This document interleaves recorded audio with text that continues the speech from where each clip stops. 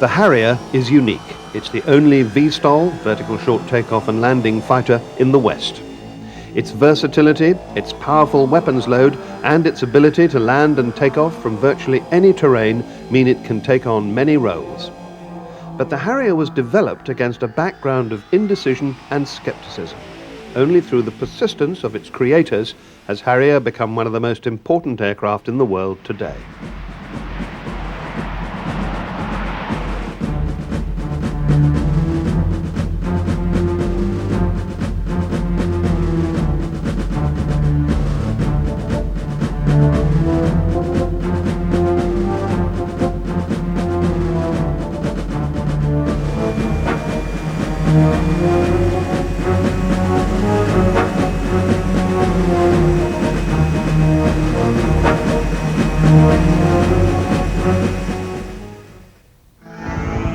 The concept of vertical takeoff is not new. The helicopter has been around for decades.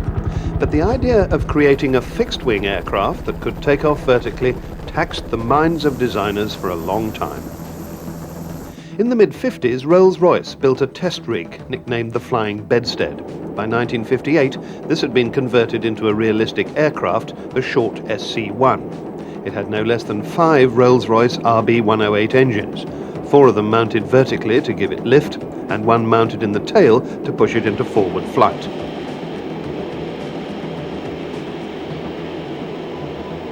However, the secret of vertical takeoff was the brainchild of Sir Stanley Hooker and his team from Bristol Aero Engines. They built an engine based on the idea of a Frenchman, Michel Vibo, that could raise an aircraft vertically by vectoring thrust through 4 nozzles pointing to the ground. By swiveling those nozzles backwards, it was possible to convert vertical flight into forward flight. Sir Sidney Cam, chief designer at Hawker's, now directed his team to design an airframe for a single-engine vertical takeoff fighter. This was to become the P1127. This strange-looking beast had a conventional cockpit with a nozzle control for the engine exhausts, high wings, and a bicycle undercarriage instead of the normal tricycle arrangement. On the 21st of October 1960, Hawker's chief test pilot, Bill Bedford, managed to get into a tethered hover, even though the engine had barely enough poke to provide both lift and the power for the reaction control system. Those are the puffers at the extremities of the aircraft to keep it stable.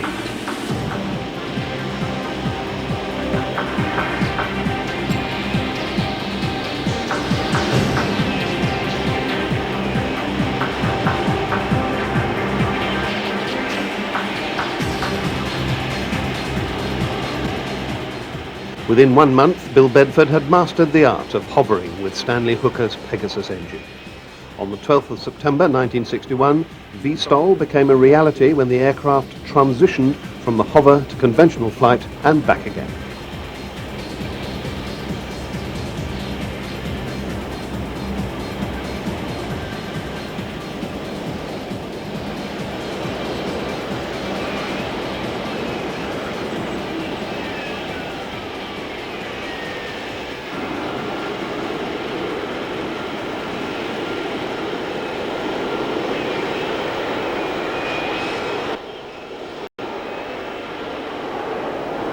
We'd done it. We realized then that we had made the important step forward and proved the basic concept, although there was a very large amount of development work that had to be done to refine it for operational use. The aircraft had been designed both for research and for operational use. It had the strength to last 3,000 hours of punishing short takeoffs, flights and landings. Could also take off from grass, unlike any other jet fighters of the time. And this was one of the keys to the aircraft's future success. The constant limitations of constructed hard runways had restricted previous aircraft and made undamaged aircraft unavailable because of destroyed airfields. It was a historic moment in 1963 when Bill Bedford landed the P1127 on HMS Ark Royal. 25 years later, he recalled that moment.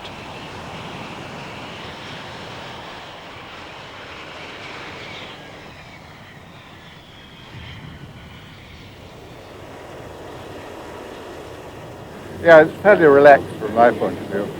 Lots of comments made about you'll buckle the deck You'll deafen the captain and you'll blow the crew overboard. Nothing dramatic like that happened. But the Navy was not impressed. The aircraft could not carry enough stores and armaments, and it only had limited range.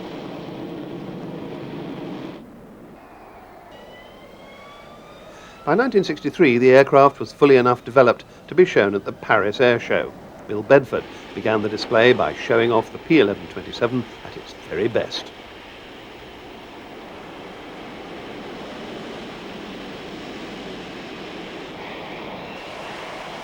I completed my decelerating transition, was in the middle of a pirouette when suddenly the bottom fell out of my lift and I felt myself plummeting earthwards, and ignominiously I crashed in front of the president's tent on the concrete platform with a progressive disintegration of the undercarriage and very expensive noises taking place. In 1964, the aircraft finally got a name, the Kestrel, named after the hovering bird of prey. 9 Kestrels were built to equip a tripartite evaluation squadron. The RAF, the Luftwaffe, and the United States Army, Navy, and Air Force all allotted pilots to this American-backed NATO program. This aircraft had a number of improvements over the original prototype. Truly swept wings, a drooping tail, and puffers that had been developed to blow air both up and down gave it more maneuverability. In 9 months, more than 900 sorties put the Kestrel well ahead of any competition. Just like the Navy, the RAF had reservations about the aircraft. They wanted a supersonic fighter. But the supersonic development of the Kestrel, the P-1154, was cancelled by the government in 1964. What the RAF finally got was a Kestrel that had more power, an inertial navigation and weapons system, and a head-up display for the pilot. It was called the Harrier. 77 ground attack and reconnaissance versions, GR-1s, were ordered by the RAF. They entered service with No. 1 Squadron in 1969. One of the pilots who found himself flying this new machine was the then Air Commodore Paddy Hine. It was a real handful to operate, and of course you had the added dimension of the STOL flight regime. And I had never really flown helicopters apart from a 2 weeks induction course.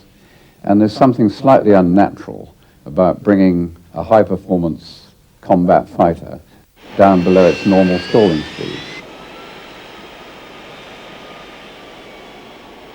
In RAF Germany, the Harrier's mission was close air support for the Army. Numbers 3, 4 and 20 squadrons were the first line of defense in the event of a Soviet assault from East Germany. In many ways, I would say that the Harrier was the most interesting aircraft that I've operated in the RAF because of the off-main base deployment option. And we in Germany at that time, this was 1974-75, were much involved in developing that concept. And we could use stretches of road that might be in forests or on the outskirts of villages. We could use the villages in which to hide aircraft. Many of our war sites at that time were in villages themselves. So developing that concept was pioneering stuff. Because of its ability to attack and then hide near the front line, Harrier was used for many sorties each day, either in its attack role or on photographic reconnaissance.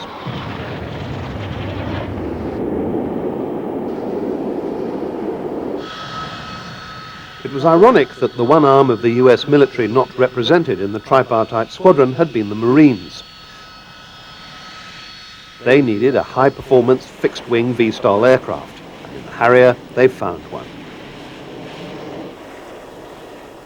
They continued with the Aden guns that had proved so successful in Europe, but they were the first to equip their Harriers, which they called AV-8As, with AIM-9E Sidewinder missiles. That gave the aircraft an air-to-air combat role for the first time. Some of the pilots were a little apprehensive.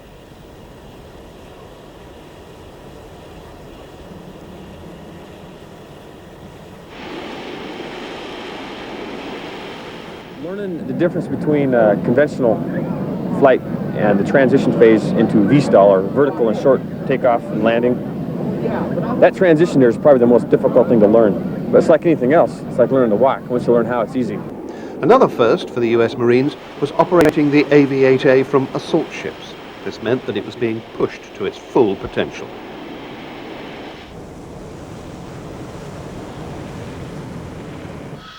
The essence of Harrier operation in Europe was quick turnaround. Even the 18 Matra Sneb rockets per pod, which could be fired singly or in a ripple or all at once, could be loaded very quickly.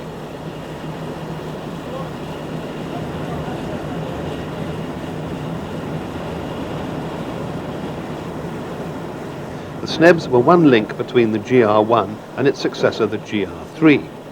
The same airframe was used, but now the aircraft had a new nose with a laser rangefinder and target seeker. There were new radar-seeking aerials on the tail. There was an uprated Pegasus 2 engine with 21,500 pounds of thrust, and also the Ferranti FE541 inertial navigation and attack system.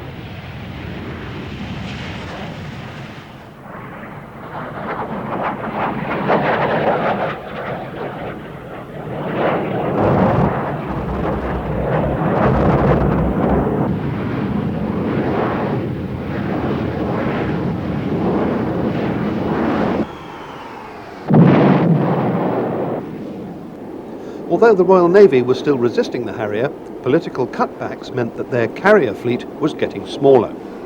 Hawker Siddeley dispatched their demonstrator aircraft, G VTOL, to HMS Blake in 1970 to have another go at convincing the Admiralty. But a lack of deck space meant that it had to take off and land vertically, and that used a lot of power and therefore restricted its payload.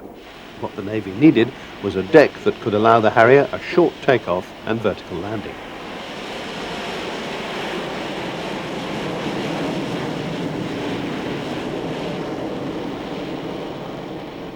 In 1973, a keen skier, Lieutenant Commander Doug Taylor, came up with a staggeringly simple invention. A curved ramp at the end of the flat flight deck did away with the complicated paraphernalia of steam catapults, deck cables and arrestor wires. In August 1977, the first trial ski jump was tried out at the Royal Aircraft Establishment at Bedford. It was found that the Harrier only needed half of its rolling takeoff speed and a third of the deck roll, compared to a takeoff from the flat deck. For the new generation of carriers, only the Harrier would do. They were made for each other.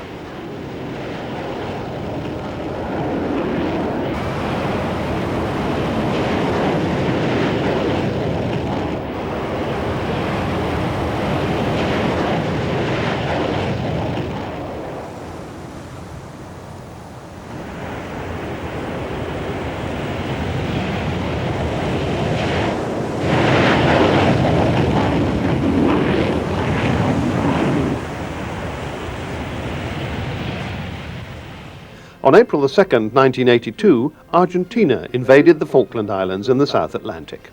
Britain's response was to assemble a task force of some 40 ships, including the aircraft carriers Invincible and Hermes.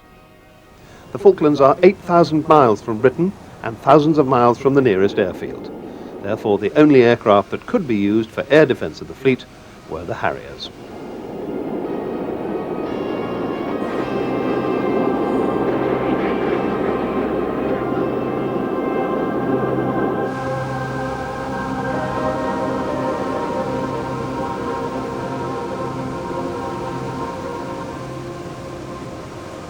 The Fleet Air Arm FRS-1 Sea Harriers were joined by the GR-3 fighter bombers of No. 1 Squadron RAF. They were based on HMS Hermes. And we were going down there in an air defence role initially, but we couldn't carry missiles. So a number of modifications which had to be done to the programme in pretty short order. Having got down there, then there are obviously limitations of the aircraft which were known before, but the conflict confirmed. Short range, limited payload, not a particularly effective nav system, and a very limited self-defence system. And indeed, we lost aircraft down there to ground fire. In the dogfights that followed, a trick learnt from the Americans called VIFing, vectoring in forward flight, fooled many Argentine pilots when the Harriers seemed to stop in mid-air. On May the 1st, a Sea Harrier flown by an exchange RAF pilot, Flight Lieutenant Paul Barton, downed an Argentine Mirage with a sidewinder. The Harrier was at war, and it was to destroy more than 20 enemy jets.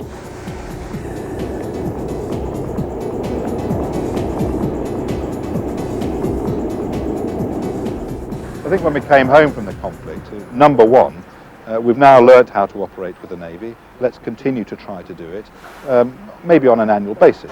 And indeed, we succeeded in doing that until the end of the GR3 era. We're about to start again now with the GR7. We confirmed the need for an electronic warfare system, and ideally a fully automated one, integral to the aircraft, and that's what we've got in the GR7, and I think that carried across from the lessons there.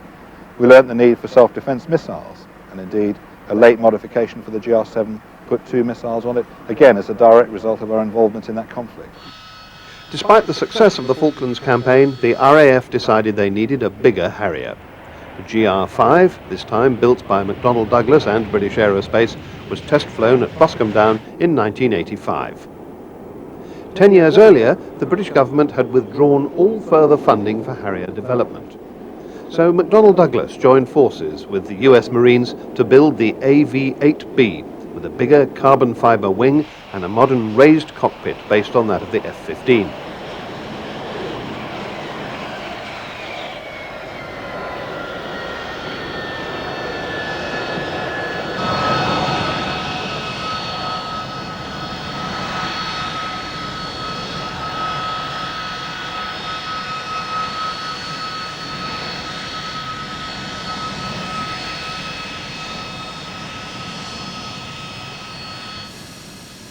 The RAF flew their first sortie in the new GR5 in March 1988. The addition of a refuelling probe meant that it had a much increased range, so it could attack targets deep into enemy territory. Also, bigger flaps meant an increased bomb load.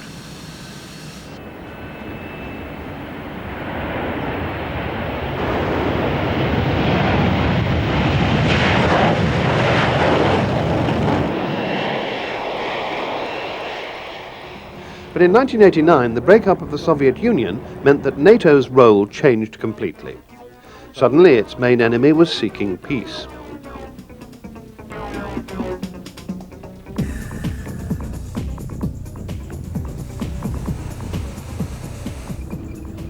The British government seized the opportunity to cut the RAF's budget drastically. A document called Options for Change was presented in Parliament on the 25th of July 1990. Just 1 week later, Iraq invaded Kuwait.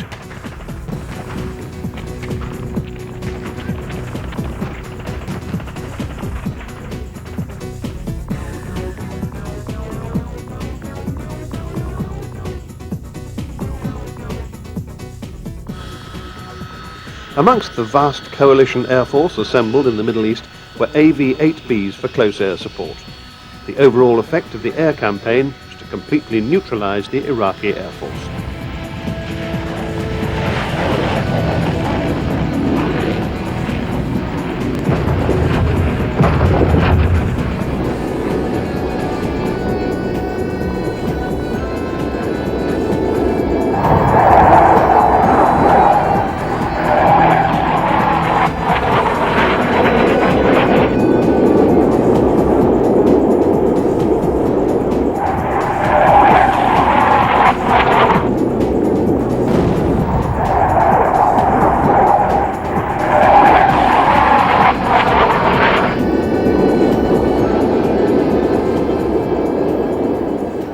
Iraq's surrender was swift, but its airspace would have to be constantly patrolled well after the conflict was over. That was one of Harrier's roles in Operation Warden, keeping the peace. With the breakup of the Soviet Union came the loosening of the grip of communism on Eastern Europe. One country to feel the worst effects of this was Yugoslavia. Festering, suppressed racialism between Serbs and Croats, Muslim and Christian, broke out into full-scale war by 1993. In an effort to restrict the aggressive Serbs, the United Nations instigated Operation Deny Flight. It banned all fixed and rotary wing aircraft from flying over Bosnian territory. At the center of this operation were the Harriers of HMS Ark Royal patrolling the Adriatic Sea. Here we are, poised in international waters. We're beholden to no one. We are, in fact, a go-anywhere airfield, so it doesn't matter where the wind comes from, or if fog comes and prevents them flying from the shore, then we still have the ability to do that from the sea. RAF Harrier GR7s, the latest version of the aircraft, equipped with FLIR infrared system for night fighting, were deployed to bases in southern Italy. They agreed with the Navy as to the role they were taking.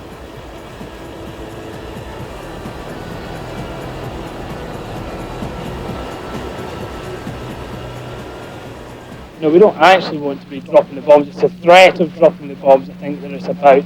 The flexibility, you know, we get airborne and you can tell us to go anywhere in the theatre and we can go there. We've got the fuel, we've got the range, we've got the bombs that we carry. And again, it's, you know, carrying the big stick, if you like, the threat.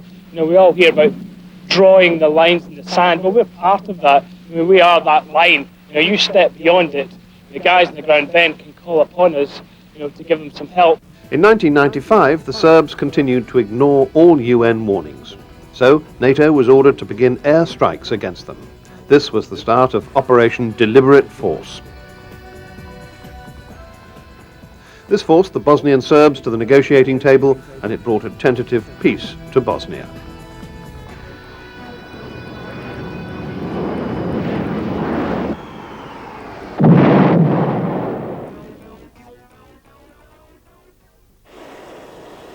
In the years since the Harrier first amazed the world with its ingenuity, no less than 7 military air arms have used the Harrier. Its roles have been many and varied, and it's excelled at all of them. But what of the future? In June 1997, an RAF exercise was directed by the commander of the Harrier Force, Group Captain Clive Loader. His base was a disused airfield in Norfolk. I'm not sure if we're going to learn anything new, except to say that we need to practice the type of operation that we've seen over Bosnia and Iraq. They don't just happen. You can't just go to theatre and expect on day one to get those things right. They are complicated processes, both in the planning and in the coordination and the execution of those sorties. And it's very important for NATO that it is able to practice these in the appropriate scenario, so that it has a high confidence level that when you go on operations, when after all, at day one, people may well be firing things at you, surface to air and air to air, that you've already got your game plan worked out, you're professional, and the losses will be absolutely minimized.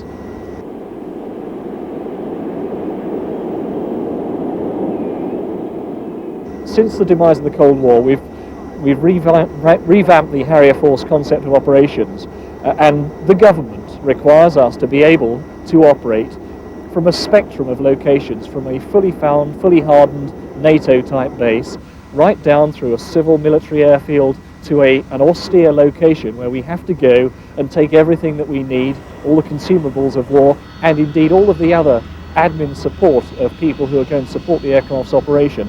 All of that has to be brought into a bare base airfield, and that is exactly what we're practicing here at Scullthorpe.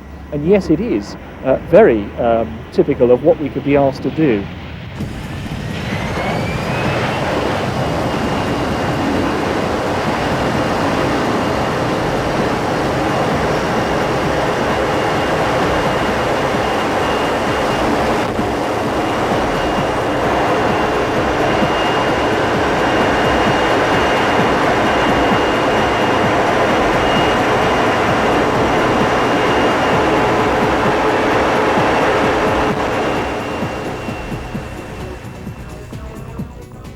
Well, the 7's been in service for about 5 years now, and we've already made great progress with its introduction to service, and indeed it's been blooded in operations over Bosnia and Iraq already.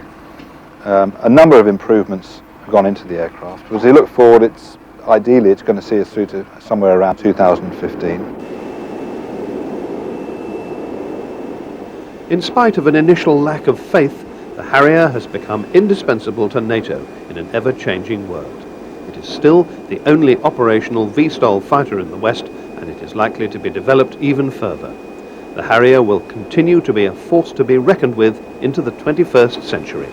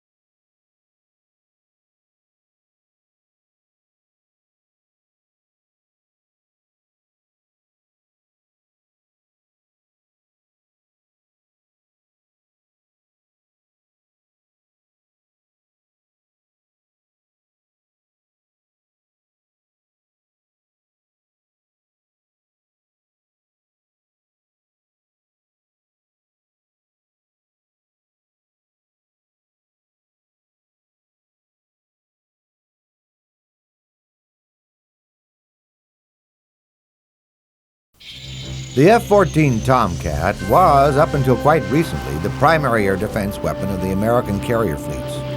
It has not yet been totally superseded in that role by the newer FA-18 Hornet, but both now act together to prevent hostile action against their carrier. Nothing equals the ordnance load carried by the Tomcat as a shipborne interceptor. The F-14 is agile, large, and powerful, a cat with sharp claws.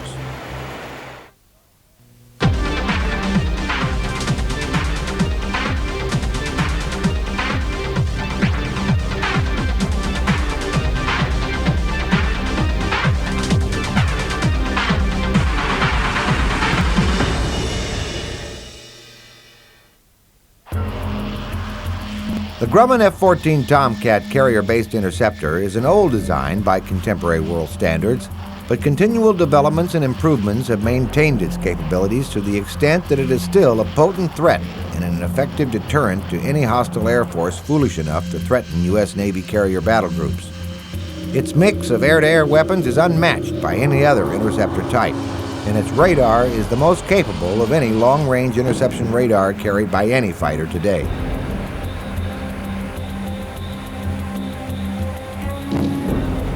Over 500 of them were acquired by the Navy, and the ship has become the very heart of carrier life. The aircraft carrier is a centerpiece of how we carry out our national policies throughout the world. The Navy is the centerpiece, obviously, of the United States Navy, and the Navy revolves around its carrier battle groups. It's the most important piece of equipment I think we have in our national arsenal to keep the peace. It's a big deterrent now in this unstable world where you have small countries that have potential crises developing, to have this type of a capability to be able to send anywhere in the world and to stop a crisis from developing or actually respond to it should it happen. It's a very important part of our national policy. It's also there to reassure our friends and allies throughout the world that we're still actively involved and engaged in the world and very interested in their interests as well as ours. So the aircraft carrier today is even more valuable than it has ever been. And it certainly has been successful because it's been the centerpiece of our policy for the last 50 years since the end of World War II in patrolling the waters overseas as an instrument of protecting our sea lanes, helping our economy as we trade with other nations, and promoting the American ideals abroad. So I think that it has a very, very bright future and certainly is the centerpiece of our policy right now. On June 18, 1968, the Navy requested proposals for a fleet defense fighter with tandem two-seat crew accommodations, a mix of short, medium, and long-range missiles, an internal cannon, 2 TF-30 turbofans, and track-while-scan long-range radar. The new fighter was to be capable of patrolling 100 to 200 miles from its carrier, remaining on station for up to 2 hours. A secondary close support role was also envisioned for the aircraft, and the plane was to be capable of carrying up to 14,500 pounds of bombs. Maximum speed was to be Mach 2.2. Grumman, General Dynamics, Ling Temco Vought, McDonnell Douglas, and North American Rockwell submitted bids. Grumman was awarded a research, development, test, and evaluation contract on February 3, 1969. During fiscal year 1971, contracts were signed for 12 prototypes and 26 production aircraft. The winning Grumman design featured engines and separate nacelles set well apart from each other so that damage to one of them would have minimal effect on the other. The main central and rear area of the fuselage consisted of 2 separate engine nacelles joined together by a shallow, flat area known as a pancake. At the extreme rear of the aircraft, this pancake is little more than a decking between the engine pods. This leaves a deep tunnel between the engines, which imposes a drag penalty. However, it adds to overall lift, gives an extra attachment area for weapons pylons, and provides some additional fuselage space for fuel and equipment. The rear part of the broad between engines pancake is gently curved upwards to reduce both the supersonic trim drag and the -0 lift supersonic pitching moment. The modern supercarrier can accommodate hundreds of different aircraft, all having their own specific missions in the defense of the carrier task force.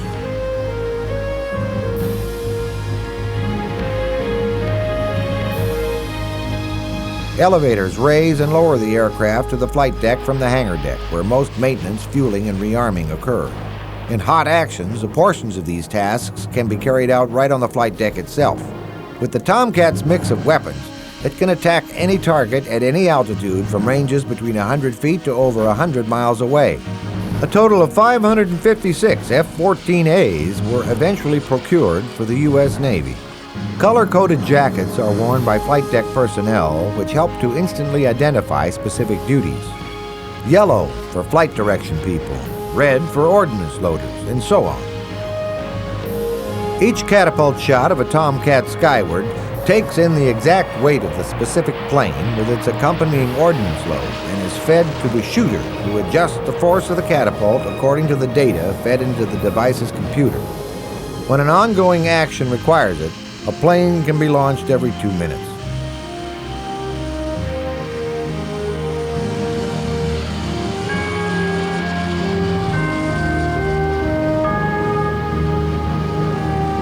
For such a big ship, the Tomcat is surprisingly agile, having been specifically designed to take on MiG-23s and later models of Soviet warbirds. It hardly ever fails to get a lock and fire a homing missile at an adversary.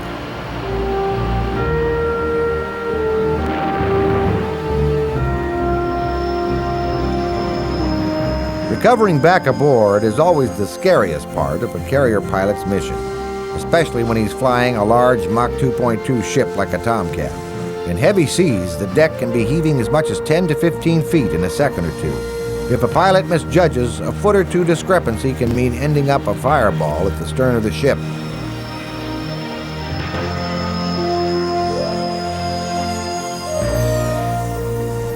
A few seconds just before a cat shot is a nerve-wracking time for both deck crews and the pilot. He must reach cruising speed within seconds of the cat firing, or the plane will wind up in the water.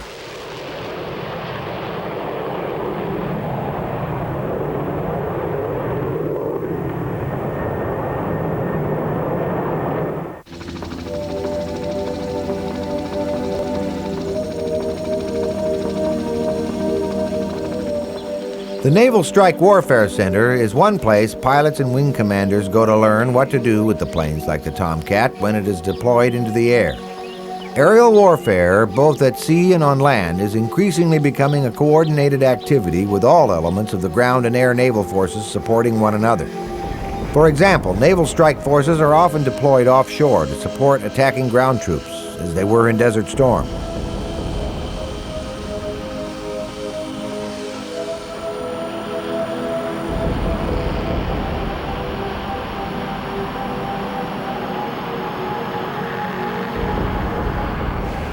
The Tomcat pilot and his backseat crewmate are sent regularly between tours of duty to Top Gun, the school for Navy fighter pilots and their weapons officers at Miramar, California. Over its vast training ranges, which include all types of topography a pilot may encounter in combat, a rigorous 6 to 8 week training schedule helps to hone the Tomcat team's combat skills. The Navy pilots fly against camouflage-painted adversary planes, piloted by the very best of the breed that can be culled from the nation's fighter forces. They twist, roll, and turn through the skies, all in the hopes of getting behind one another. The ship's radars are tied in with computers on the ground, which keep a real-time update on the action in the air. If an adversary gets a lock on a Tomcat, that plane is dead and must return to base. After the simulated combat mission, extensive debriefings are held to enable each of the pilot and weapons officer trainees to understand what mistakes they made, if any. All students are already combat ready and fully trained. Top Gun simply helps to make them even better. When the Navy Tomcat crew leaves here, they know that they're the best in the world at what they do, and they're ready to go into combat absolutely certain no one, anywhere, or at any time is going to engage them and stay in the air. The school is a tremendous morale booster for all who attend.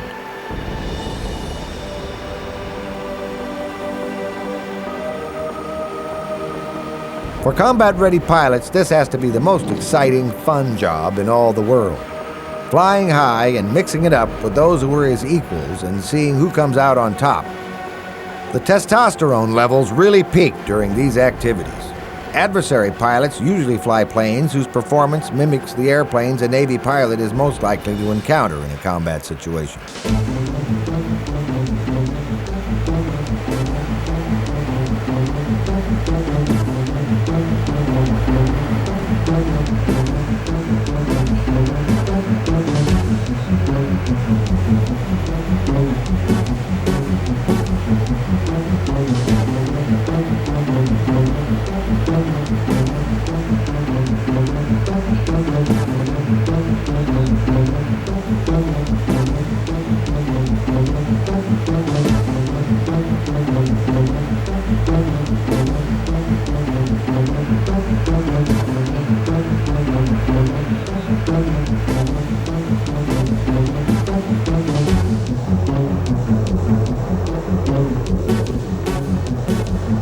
At mission's end, the Tomcat crew's work is just beginning. They will either have won or lost during these trials, and now will come debriefing classes that will determine why. At the end of the course, he, his weapons officer, backseat crewmate, and their airplane will return to the fleet and recover aboard their carrier, ready to resume combat air patrols over their battle groups.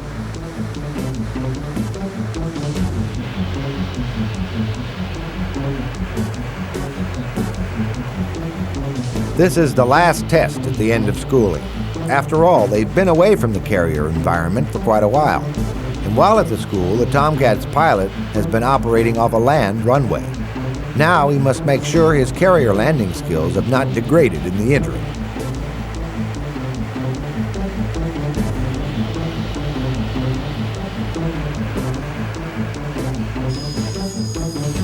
Apparently they have, for the pilot bolters and must come around again for another try. In this case, the second time is the charm, and he catches the arresting hook perfectly.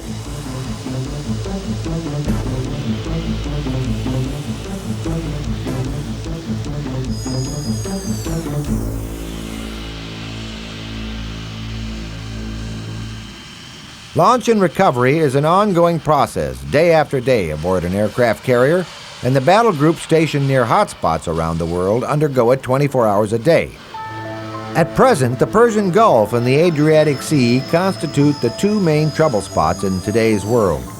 Airstrikes are continuing over Iraq, not necessarily all flown by Tomcats, but the Navy's task force in the Gulf must be prepared at any hour of the day for retaliatory attacks that could at any time be launched by Iraq.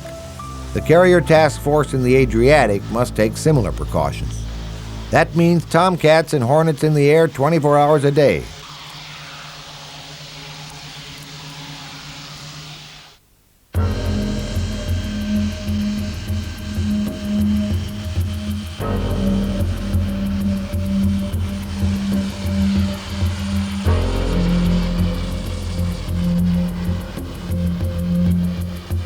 The Tomcat's twin engines pump out an awesome combined thrust of over 40,000 pounds with full afterburners. Its amazing maneuverability is enhanced by the twin tail configuration.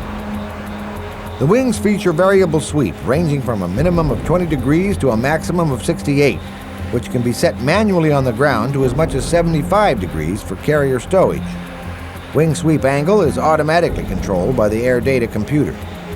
Throughout the entire speed maneuver regime, an automatic wind sweep program matches the sweep angle to the optimal position. However, the system can be manually overridden by the pilot in an emergency. The two-seat tandem cockpit is enclosed by a single-piece clamshell-type canopy. The pilot is in front, and the radar intercept officer is in the rear. The crew members sit on Martin Baker rocket-propelled ejector seats, which can be used from 0 altitude, 0 airspeed up to 450 knots airspeed. There is minimal duplication of controls and instruments for the pilot and the radar intercept officer. Ranging far out from the carrier is the Tomcat's principal duty station. Both the radar and the crewman's own eyes are continuously vigilant for any possible threat.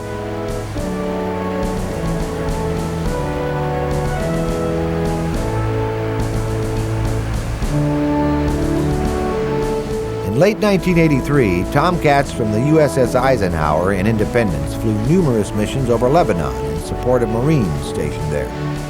Some Tomcats flew reconnaissance missions, while other F-14s flew top cover. The Tomcats were fired on by surface-to-air missiles on several occasions, but none were hit. Open conflict between Tomcats and Syrian fighters was avoided. Such examples of near-combat confrontation have been numerous enough in recent years to inspire exceptional fleet vigilance. For another example, in April of 1983, 2 Tomcats operating from the carrier USS America were fired on by Somali troops while flying over the port of Berbera on the Gulf of Aden. These planes were on a prearranged mission, but the Somali forces apparently mistook the Tomcats for Ethiopian attackers. Again, no Tomcats were hit.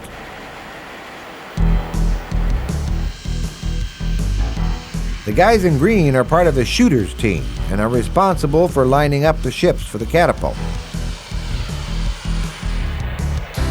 When all is clear and ready, the shooter hits the fire button.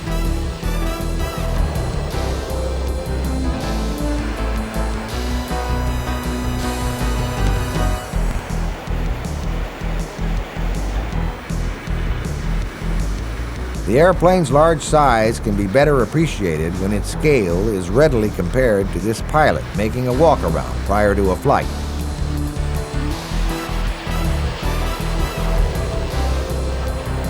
Back at Top Gun, another Tomcat is flown in as part of a new training class. The students learn how mountainous terrain can hold both advantages and disadvantages in terms of combat.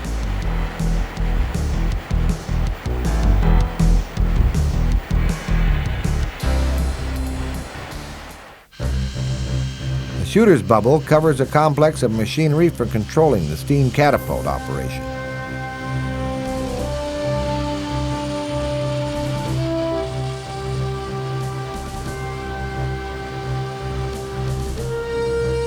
The ordnance guys in red signal the pilot that his weaponry and missiles are secure and that he can now taxi to the catapult launching area. The shooter's personnel in green signal their boss the airplane's takeoff weight, 53,000 pounds. They then check the Tomcat's position on the catapult and signal the shooter that this one is good to go. And over 26 tons of airplane are hurled down the deck, reaching 200 miles an hour in just a few seconds.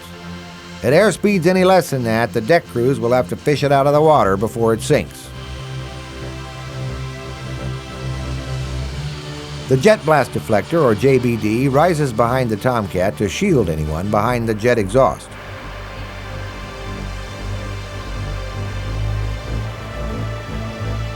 Battleships are still around in the Navy, but their use is limited in today's world. It is the carrier which has claimed their place as flagships of the fleet. Occasionally, Tomcats are called upon to fire in anger, as in August of 1981, when the USS Forrestal in Nimitz entered the Gulf of Sidra in the southern Mediterranean to carry out routine training exercises. The Libyan government claimed the entire Gulf of Sidra as its own territorial waters, a claim which the U.S. government did not accept and chose to contest. Libyan aircraft were sent out to monitor the operation. On August 19th, 2 Libyan Su-22 fighters were shot down by a pair of Tomcats after one of the Su-22s fired a missile at the American warbirds. Both kills were with AIM-9L Sidewinder missiles. This was the first air battle between variable wing geometry fighters.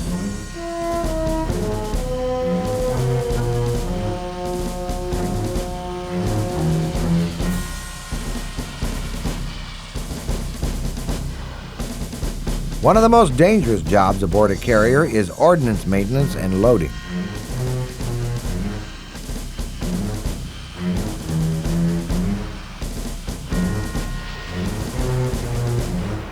With wings laid back, the Tomcat is ready for Mach 2 operation. This helps them get to where they have to be in a hurry. In battle, timing is everything, as it proved during Operation Desert Storm. While thousands of other coalition force aircraft launched the main attack against the entrenched Iraqis, Tomcats were tasked with flying top cover for the fleet defense. The opening battle was fought at night, in the wee hours of the morning, so that the attacking coalition aircraft might also have the advantage of surprise.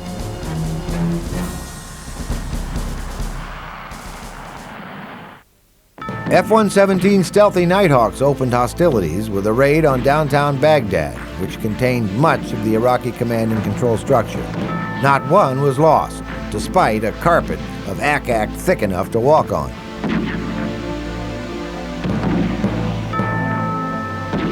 One by one, Iraqi bunkers and other hard targets were taken out all through that first night of the conflict, which was to continue only days longer before a total Iraqi collapse.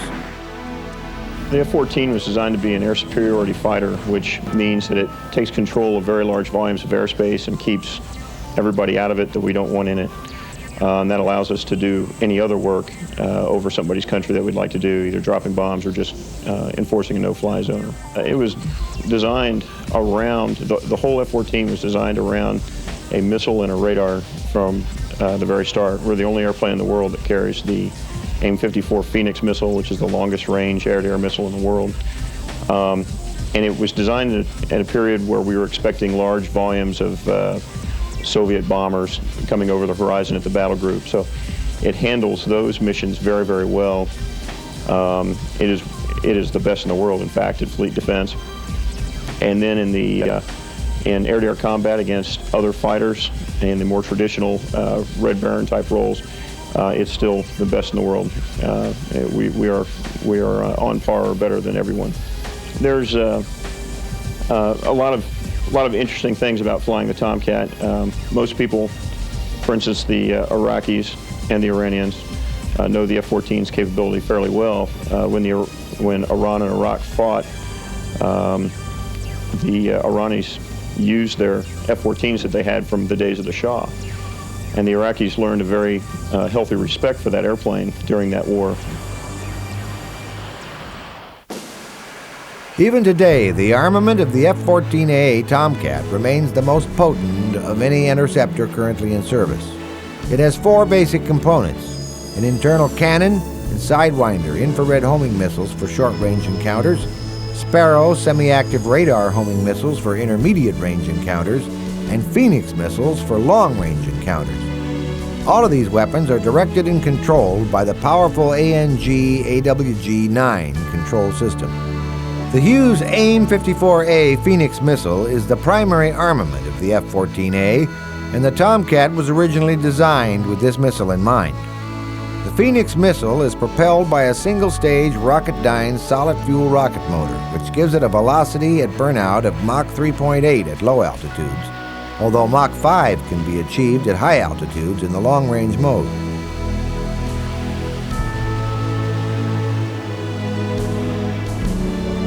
The Tomcat also carries laser-guided 2,000-pound bombs tucked up under its fuselage and under the pancake section between the engine nacelles aft. Today's carrier task force is an awesome warfighting machine. Just one such battle group can utterly destroy a small nation, and 2 or more carrier groups can wreak havoc over a much larger region. The EA-6B Prowler is the Tomcat's shipmate aboard the carrier, flying electronic warfare countermeasures away missions.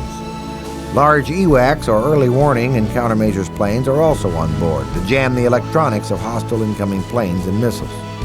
The fore and aft elevators can handle up to 2 Tomcats at a time, providing fast, efficient transport between decks.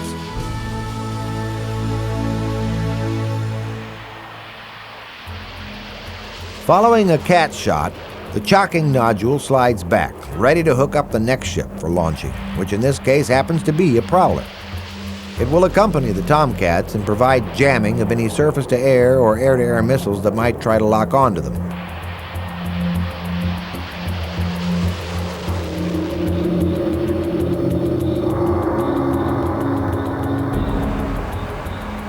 Precision-guided munitions assure the Tomcat an almost 100% accuracy rate for any attacks it might be involved in. As in this rain of bombs on a SAM site, both missiles are taken out quickly, and most likely any crews which happen to be in the vicinity serving them.